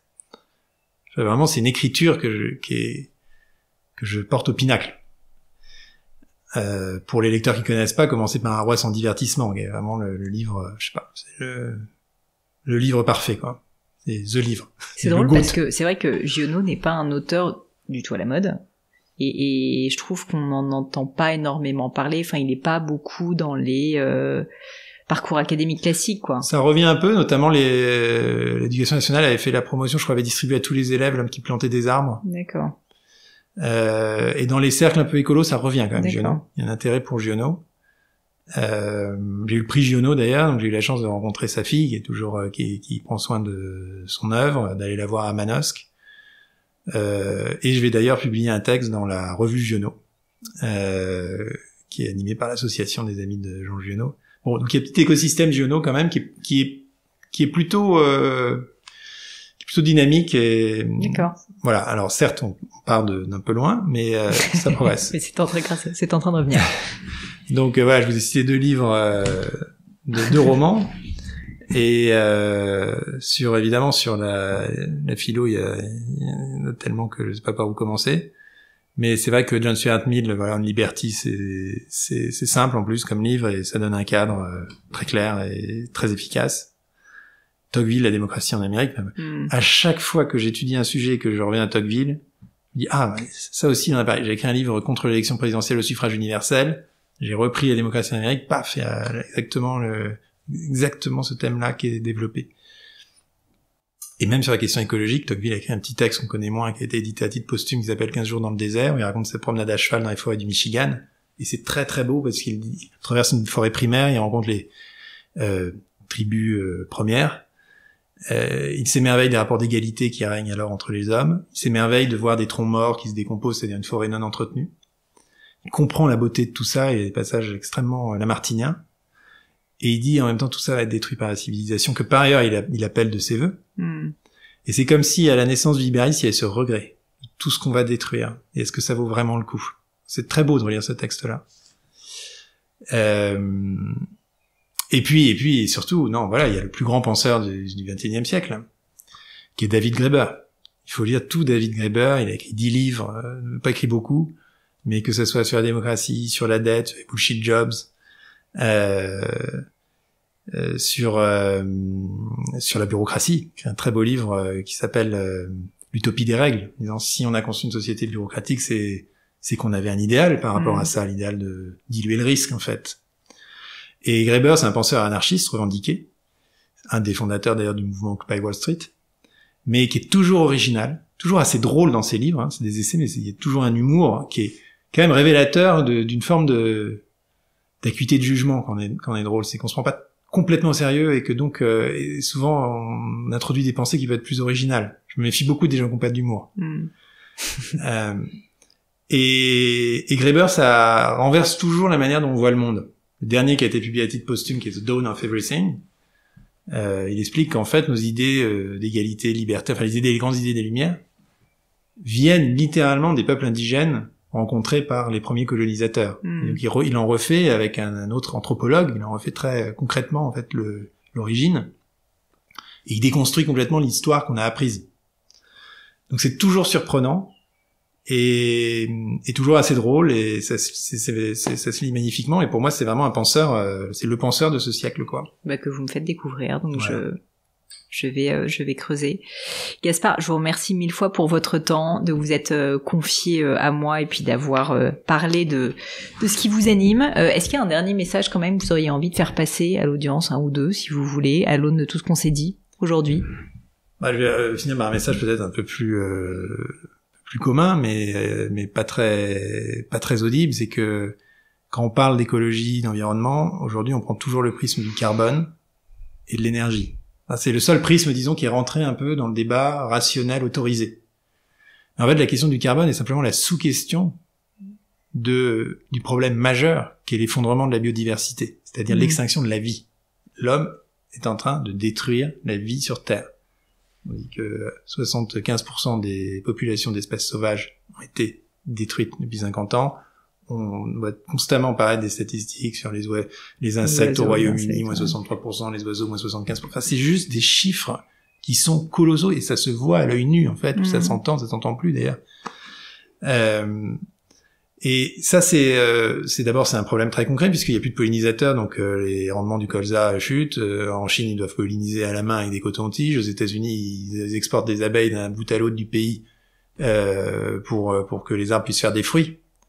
Donc, c'est un problème concret, matériel, immédiat pour tout le monde. Et c'est tellement rageant parce que les solutions sont tellement simples sur ce sujet. Tant la question du carbone, c'est compliqué, c'est des questions industrielles, ça demande de la planification. Et sur la biodiversité, il suffit d'en prendre soin, c'est-à-dire plutôt que de prendre des cotons-tiges ou des drones d'abeilles, il faut construire des haies. Enfin, c'est développer des solutions fondées sur la nature qui existent. Ouais. Et aujourd'hui, les agronomes développent toutes sortes de publications sur la transition agroécologique qui sont très claires sur le fait que on perd pas de rendement, que évidemment ça permet d'avoir quelque chose de soutenable, que ça permet de stocker du carbone, c'est s'imposer. Enfin bon, bref, elle est à portée de main, quoi. Elle est à portée de main. Et on en entend, mais jamais parler. On n'entend plus parler. Il y a eu une interview de 2h30 avec Macron. Il y a eu 2 minutes 30, je crois, sur la question écologique. Alors qu'elle est première. Comment on parle des retraites sans parler d'écologie? Est-ce qu'on aura, pour moi, on n'aura pas pour moi, j'aurais pas de retraite. Ce que je cotise pour la retraite, pour moi, je considère que c'est un impôt à fond totalement perdu, qui finance les boomers, les générations qui ont tout eu, tant mieux pour elles d'ailleurs, parce que par ailleurs elles sont sympathiques et qui nous permettent de profiter de plein de choses. Et on est ravis qu'elles soient là quand même. Mais je pense qu'il y aura une faillite financière bien avant, et puis surtout un effondrement écologique et énergétique. Donc il y a pas de sujet qui échappe en fait à ce prisme. Je pense qu'il y a un sentiment d'impuissance en réalité des États aussi. Mais non, il y a une volonté d'impuissance. C'est tellement encore une fois, la transition agroécologique, c'est quelque chose qu'on sait faire aujourd'hui. C'est vraiment, c'est une question, et c'est pour ça que j'en parle dans le dernier message, c'est que le monde des décideurs, c'est un peu approprier le carbone, mais qu'on continue à considérer que les petits oiseaux, c'est pour les poètes et les écolosalistes. Alors que c'est absolument essentiel à l'avenir de l'économie, de l'humanité, de la vie sur Terre. Vous parlez à une ornithologue convaincue, donc je suis ravie de l'entendre. Merci mille fois Gaspard pour votre temps. Si on veut vous retrouver, évidemment, on va lire vos derniers livres. À quoi sort dans quelques temps, j'imagine? Janvier. Donc ça sera pour un peu plus tard, mais on peut déjà se renseigner sur tous vos autres nombreux ouvrages. Et puis si on veut vous suivre, éventuellement, ça se passe où majoritairement? Alors, majoritairement, donc moi j'ai coupé tous les réseaux sociaux.